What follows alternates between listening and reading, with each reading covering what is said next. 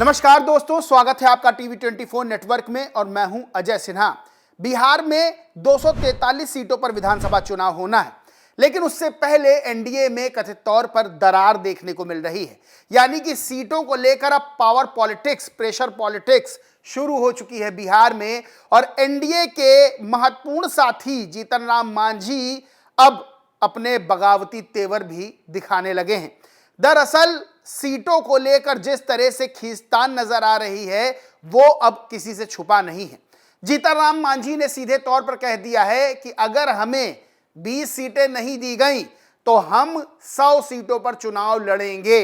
यानी कि अभी एनडीए में सीटों को लेकर कोई बातचीत सामने नहीं आई है, कोई फॉर्मूला सामने नहीं आया है, लेकिन जीतन राम मांझी ने साफ तौर पर कहा है कि हमें 20 सीटें चाहिए, क्योंकि उन्हें 8 सीटों पर जीत दर्ज करनी ही होगी। जीतन राम मांझी ने कहा कि हमें मान्यता चाहिए, हमारे राजनीतिक दल को मान्यता चाहिए, और इसके लिए या तो हमें 8 सीटें जीतनी होंगी या 6% वोट हासिल करने होंगे।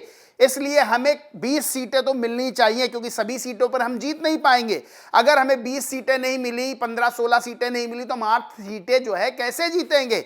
और अगर बीजेपी या एनडीए के और दल नहीं बात मानते हैं तो सीधे तौर पर हम 100 सीटों पर चुनाव लड़ेंगे। अगर ऐसा होता है तो सीधे तौर पर एनडीए को नुकसान होगा। जीतन राम मांझी ने अपने बगावती तेवर दिखा दिए हैं, कहा है हमारे राजनीतिक दल को मान्यता चाहिए। चुनाव में बहुत ज्यादा समय नहीं बचा है। अब जीतन राम मांझी अगर मीडिया के सामने आकर ये बात कहते हैं तो जाहिर सी बात है अभी कोई बैठक सीटों को लेकर नहीं हुई है, अभी कोई भी चीज क्लियर नहीं हुई है। यानी कि एनडीए में अभी कोई बातचीत सीटों को लेकर नहीं हुई है। अगर हुई होती तो जीतन राम मांझी मीडिया के सामने ये बात क्यों कहते। और जीतन राम मांझी अगर ये बात कह रहे हैं तो सीधे तौर पर जीतन राम मांझी प्रेशर पॉलिटिक्स का गेम शुरू कर चुके हैं। वहीं सबसे दिलचस्प बात यह है कि प्रधानमंत्री नरेंद्र मोदी बिहार आ रहे हैं। आज बिहार में, बिहार के पूर्णिया में वो सौगातें देंगे। चुनाव से पहले वो हजारों करोड़ की सौगात देंगे। आपको बताएं सबसे पहले जीतन राम मांझी ने क्या कहा, क्या बयान दिया। उन्होंने बयान देते हुए कहा, हमको हिंदुस्तानी अवाम मोर्चा सेकुलर अधिकृत करता है तो हम जरूर फैसला लेंगे। फैसले में एक चीज है कि हम चाहते हैं कि हमारा हिंदुस्तानी अवाम मोर्चा सेकुलर हर हालत में मान्यता प्राप्त कर ले। मान्यता प्राप्त करने के लिए हमको 8 सीट विधानसभा चुनाव में चाहिए, यानी कि 8 सीटों पर जीत चाहिए, 6% वोट चाहिए।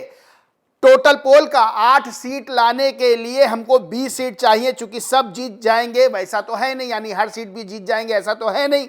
अगर 60% स्कोरिंग सीट माना जाएगा तो भी अगर कहा जाएगा तो 15 सीट की बात आती है, तो ऐसे में 8 सीट जीत जाएंगे। यानी 20 सीट ना मिले तो 15 ही मिल जाए, हमें 8 सीटें जीतनी हैं। अब सबसे बड़ी बात यह है कि प्रधानमंत्री नरेंद्र मोदी खुद बिहार आ रहे हैं। यानी कि समझा जा सकता है कि बिहार चुनाव को लेकर खुद प्रधानमंत्री नरेंद्र मोदी कमान संभालने वाले हैं।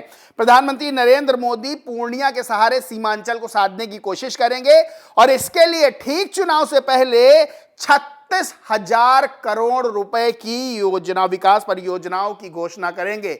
36,000 करोड़, जिसमें से पूर्णिया हवाई अड्डे के नए टर्मिनल भवन का उद्घाटन, राष्ट्रीय मखाना बोर्ड की भी शुरुआत करेंगे, साथ ही अन्य विकास कार्य भी करेंगे। यानी समझ सकते हैं कि बिहार में इस वक्त चुनाव को लेकर एनडीए खेमा बेहद सीरियस बना हुआ है। 2020 में विधानसभा चुनाव हुए थे बिहार में, तब किसको कितनी सीटें मिली थी। 2020 में जब विधानसभा चुनाव हुए तो 115 सीटें जेडीयू को मिली थी, 110 सीटों पर बीजेपी ने चुनाव लड़ा था। जो हिंदुस्तानी अवाम मोर्चा है, यानी कि जो जीतन राम मांझी की पार्टी है, इसको 7 सीटें सिर्फ मिली थी। अब जीतन राम मांझी ने कह दिया कि जब 7 सीटें 2020 में मिली थी उससे दुगनी सीटों की ये डिमांड कर रहे हैं। उधर दूसरी तरफ इंडिया अलायंस भी मजबूती के साथ चुनाव लड़ने की तैयारी कर रहा है।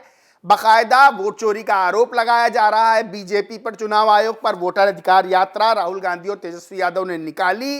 जिस तरह से एसआईआर का मुद्दा बिहार में गरमाया, वो सीधे तौर पर कहीं ना कहीं इंडिया अलायंस को मजबूती देता हुआ कथित तौर पर नजर आ रहा है।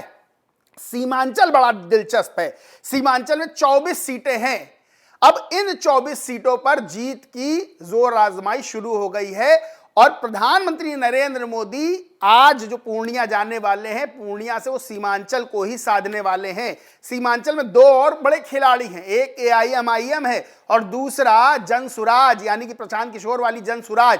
अब ये दो जो खिलाड़ी हैं ये गेम बना बिगाड़ सकते हैं और बीजेपी ये बात अच्छे से जानती है। खैर, जिस तरह से जीतन राम मांझी डिमांड कर रहे हैं, जिस तरह से जीतन राम मांझी सीटें मांग रहे हैं, जिस तरह से जीतन राम मांझी ये कह रहे हैं कि भैया हमारे दल को चाहिए मान्यता, इतनी सीटें दो, नहीं तो हम 100 सीटों पर लड़ेंगे। अगर बात नहीं बनी तो फिर ठीक चुनाव से पहले एनडीए को नुकसान कथित तौर पर उठाना पड़ सकता है। बहरहाल दोस्तों, इस पूरे मामले पर आप क्या सोचते हैं, क्या मानते हैं, कमेंट करके जरूर बताएं। वीडियो अच्छा लगा तो लाइक करें, शेयर करें और चैनल को सब्सक्राइब नहीं किया तो सब्सक्राइब करके बेल आइकन जरूर दबा लें। धन्यवाद।